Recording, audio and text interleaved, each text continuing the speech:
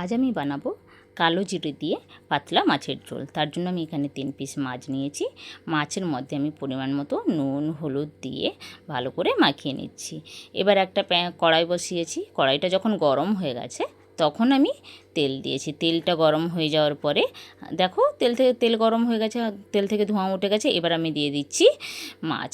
তেল ঠান্ডা অবস্থায় মাছটা দিলে কি হয়, মাছটা ভেঙে যায়। কিন্তু তার জন্য হামেশা যখন কড়াই গরম হবে তারপর তেলটা দেবে। তেল গরম হয়ে যাওয়ার পরে তারপর দেবে মাছ। এবার মাছটা এপিট ওপিট করে হালকা ব্রাউন করে আমি ভাজবো। আমি এখানে বেশি কড়া করে ভাজবো না, ঠিক দেখো হালকা ব্রাউন করে ভেজেছি। ভেজে এবার মাছগুলোকে তুলে নেব। এবার আমি দিয়ে দেবো কালো জিরে ফোড়ন। কালো জিরে ফোড়ন দিয়েছি। আমি এখানে একটা আলু দিয়ে মাছের ঝোলটা করব। তার জন্য আমি একটা আলু ছোট ছোট পিস করে কেটে রেখেছিলাম। কেটে এখানে আলু দিয়েছি। আলুতে দিয়ে দিচ্ছি পরিমাণ মতো নুন। এবার আলুটাকে আমি হালকা ব্রাউন করে ভাজবো। পরিমাণ মতো হলুদ দিয়েছি। ভালো করে মিশিয়ে নিয়ে এবার একটু ঢাকনা দিয়ে আলুটাকে হতে দেবো। আলুটা সেদ্ধও হয়ে যাবে আর ভাজাও হয়ে যাবে। আলুগুলো এপিট করে আমি উল্টে দিলাম।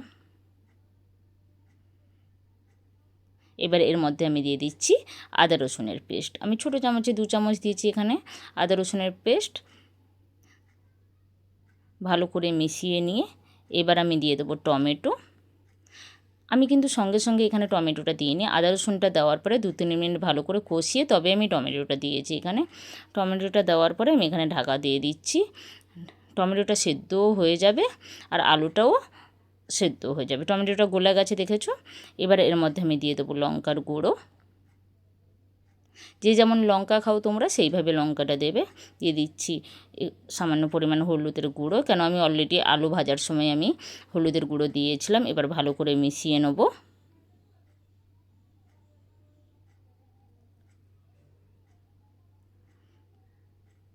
এবারে দিয়ে দিচ্ছি ধনে আর জিরের গুঁড়ো দিয়ে আবার ভালো করে মিশিয়ে আমি এটাকে তেল ছাড়া পর্যন্ত হতে দেবো।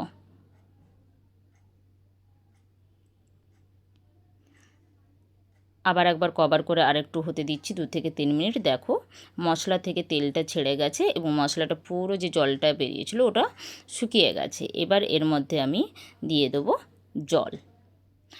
যে যেমন পরিমাণ মতো জল দেবে।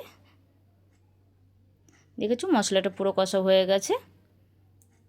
এবার জলটা দিয়ে আমি ভালো করে এখানে ঝোলটাকে ফুটতে দেবো। ঝোলটা যখন ফুটে আসবে তখন আমি দেবো মাছ।